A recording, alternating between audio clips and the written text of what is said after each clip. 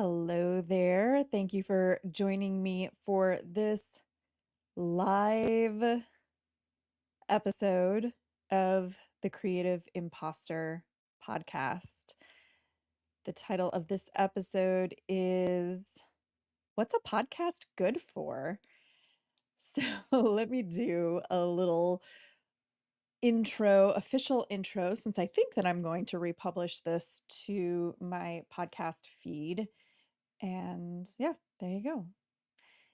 You're listening to The Creative Imposter. I'm your host, Andrea Klunder. Today, we're going to be talking about the question on everyone's mind. I know it's on everyone's mind. What's a podcast good for? I kind of want to add an anyway to the end of that. What's a podcast good for anyway? Yeah, that's better. Side note, production note, one thing that you probably don't know about me, or maybe you could guess about me. I don't know. How much time do you spend thinking about me? It's a very narcissistic thing to say. One thing that you may not know about me is that I am a better audio editor than written word editor. I guess that sort of seems obvious since I do podcasting and not blogs. But when I see something written on paper, my brain processes it one way. And when I hear something out loud, even when that something out loud is coming out of my own mouth, I edit it as I'm listening. And I think about, oh, it would sound better if I added an anyway on the end of it. It would sound more natural, like my speech. I do that with my podcast hosts whose shows I produce as well. When I hear them talking, I'm like, oh, you actually need to add this word or take this word or shorten this sentence. Anyways, I digress. That's not what this is about. Hi. Great to see you here.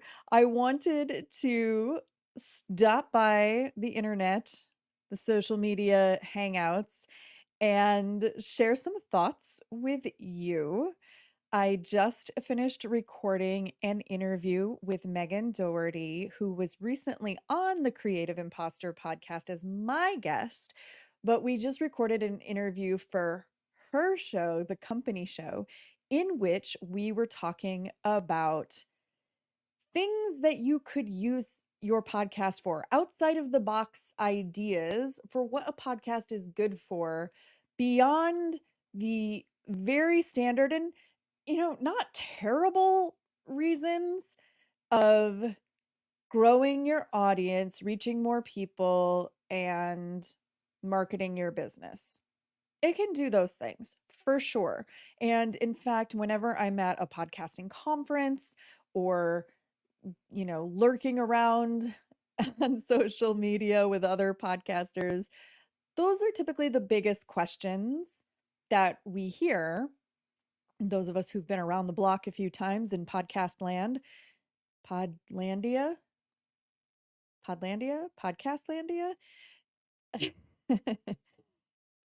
How do I grow my audience? How do I make money with my podcast? Those are the biggest questions. And truthfully, though there are perfectly good answers to those perfectly good questions, I think it's a little limiting, and that there are actually a lot more interesting things that you can use podcasting as a tool to help you accomplish than that. And that's what our conversation was about. And we were specifically looking at Megan's expertise is really with businesses and business owners. And my niche tends to skew a little more towards artistic organizations, nonprofits, government agencies, that sort of thing. Organizations and entities that want to create a cultural impact. So the outcomes and missions may be slightly different between her primary audience and my primary audience. And so we were looking at, where do those things overlap? What can business podcasters learn from nonprofit podcasters? And what's different? And I'm not going to tell you what we talked about, because I want you to listen to that episode of the company show when it comes out. And of course, I'll let you know. But after we got off the call, of course, there's always a million examples and case studies that I could share. I could probably talk for 10 hours straight on this topic if you let me. And so after we hopped off, a few things popped into my mind that conversation made me think of that I thought might be useful for you if you are either currently creating a podcast for your business, your organization, or your brand, or if you're thinking about or dreaming about having a podcast. And what I was thinking about, so I gave an example on the company show about a podcast that we produce for the New Mexico Department of Cultural Affairs, which is called Encounter Culture. And one of the episodes that we did well over a year ago was with Michelle Laflamme Childs from New Mexico Arts. And she had another guest in that episode was Rose Eason, whose organization I am now forgetting, and I should have looked this up before I started recording. But Rose also works with a local arts organization that has partnered with New Mexico Arts in the past, and they came on together to talk about funding, funding arts, funding artists, supporting artists' entrepreneurial endeavors. Where does the money come from? How do the numbers add up? And it was a great episode because both of them were excellent guests. Even though the topic could seem a little dry, it's definitely something that is an important topic. And we recorded the episode, it came out, et cetera, et cetera. And I saw Michelle just recently, actually. And she said, I still think about that podcast interview that we did and the conversation that we had because Rose and I have known each other for a long time. And we have had hundreds of conversations, and we've never had the exact conversation that we had on that podcast episode. And it's something that still sticks in her mind. Like they had never had a reason necessarily or an inspiration or an imperative to have that particular conversation in any other context. But then suddenly when we were asking those questions, or more specifically when our host at that time was asking those questions, it really helped them contextualize something that they had not ever previously contextualized in that way. And she really valued that as somebody who is leading an agency that does so many different things and provides resources for artists and arts organizations. So that was deeply meaningful and helpful for her in her work, which is part of or an agency of the department for which the podcast exists. So it's a little bit meta, but the value of that episode extended beyond people listening to the episode and then possibly taking some action or not based on what they were listening to. But the actual conversation itself had value to an employee of the department who produces the podcast. So even just recording it, having the conversation was valuable. Now, I was thinking about that because also another client who is the co-host of Key Change with the Santa Fe, let me say that again. Another client who is the co-host of Key Change, which we produce on behalf of the Santa Fe Opera. She has always been a huge champion of podcasting as a medium for organizations. And specifically, their podcast started as a way to evaluate the process that they were engaging in to deliver a new program that they had developed.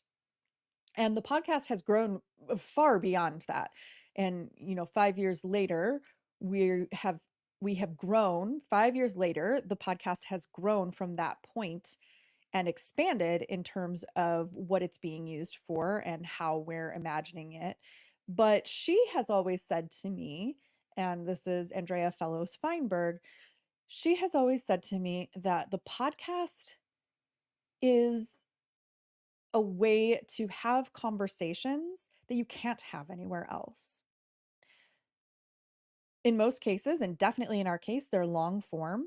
So it's not something that you can put on a TikTok or an Instagram reel or what have you. It's not something that you're going to have in a press interview that's promoting something. It's not something that you are going to necessarily prioritize time to talk about, because sometimes the conversations can be exploratory, where you don't have talking points ahead of time, where you, as the host representing the company or the organization, are learning from your guest in real time in that moment. You are there to listen, not to share a message or talking points. You're there to listen, to learn, to absorb, to process, and to synthesize things that are being brought to you, which can be ultimately beneficial for your organization and the direction that you want to go moving forward. So, again, this is a way in which the conversations that you can't have anywhere else is about the actual act of creating the time and the place to have that conversation, and the intentional, it's like an intentional space, an intentional container for that conversation. And then you get to take it a step further, because if that were the case, you would just record it and you would need not ever edit it or add music or publish it out into the world.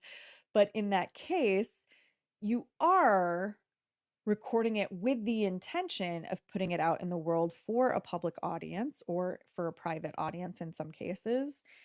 And that adds another layer to the idea of conversations that you can't have anywhere else, because now your audience is being invited into that conversation. Even though it's a time shifted conversation, the conversation happened at the time of recording, and now some time has passed and you are publishing it through digital media, and folks are able to listen or watch and consume that conversation. They are now a part of that conversation. And then in like a really, really brilliant, amazing, wonderful, perfect world, they would be able to and be compelled to and motivated to enter into that conversation with you by some form of engagement or feedback of some kind, which happens a lot.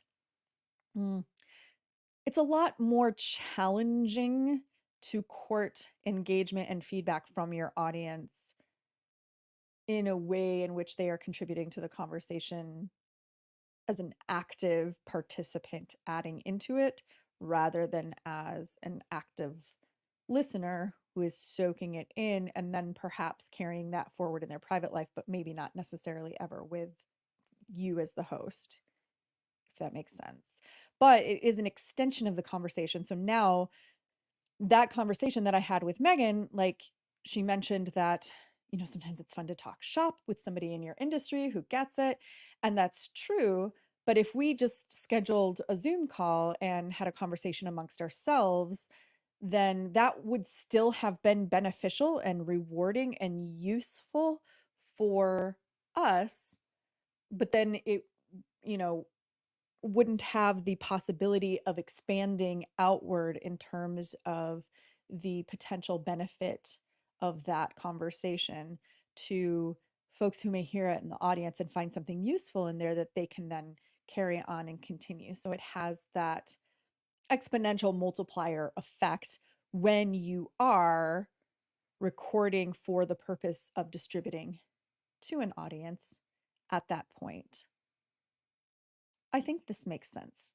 The main thing that I wanted to share is that there are many creative uses for a podcast beyond marketing your business, growing your audience, selling more of a thing. And when we look to the ways that nonprofit organizations and cultural impact organizations and social impact organizations are using podcasting creatively to achieve as a tool or a mechanism or a catalyst to achieve certain outcomes, we can get inspired and learn a lot. And this has been really helpful for me.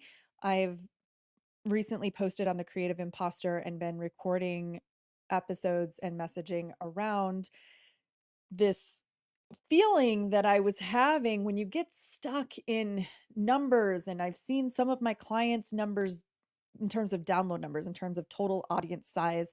I've seen some of them stagnating or decreasing. Some of them are growing.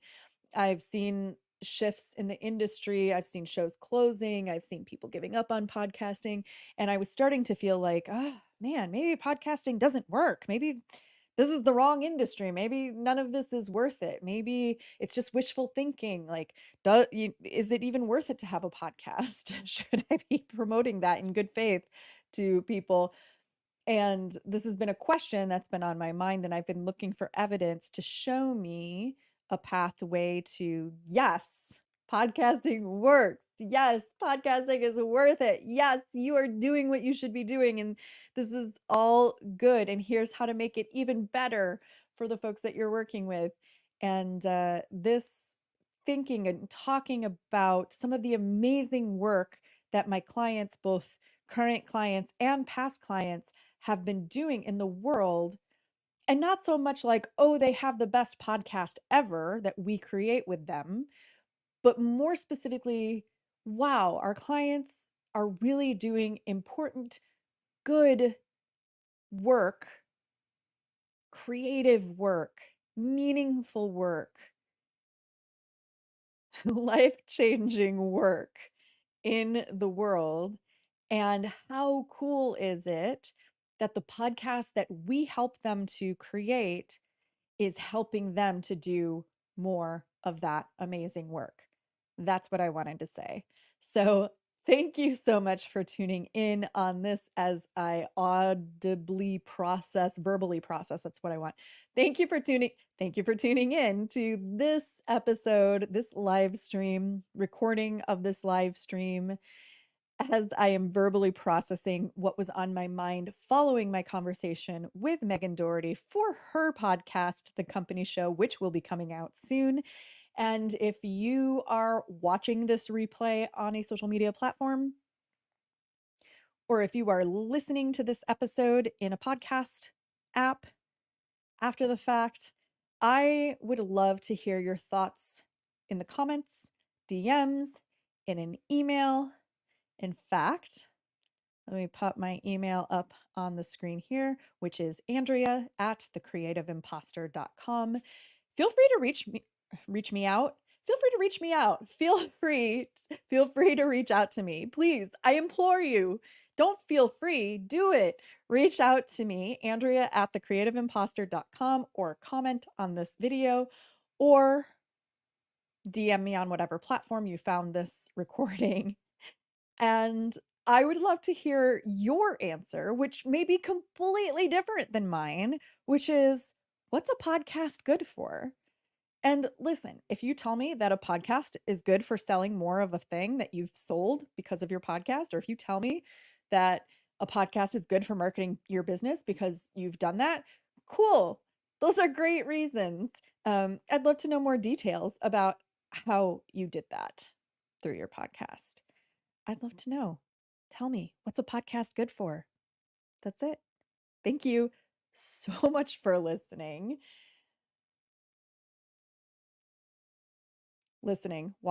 I'm not sure if you're listening this or watching this. I'm used to podcast closings, in which case I say listening because I am usually audio first. This video thing is hard to get used to.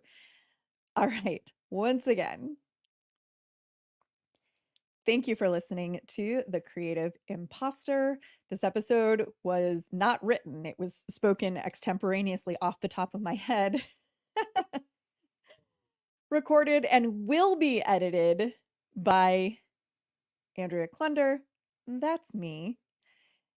Our theme music for the recorded, edited, published version, our theme music is by Jovia Armstrong. I thank you so much for listening or watching. And this week, I encourage you to consider the ways in which you could think outside the box about what your podcast is good for.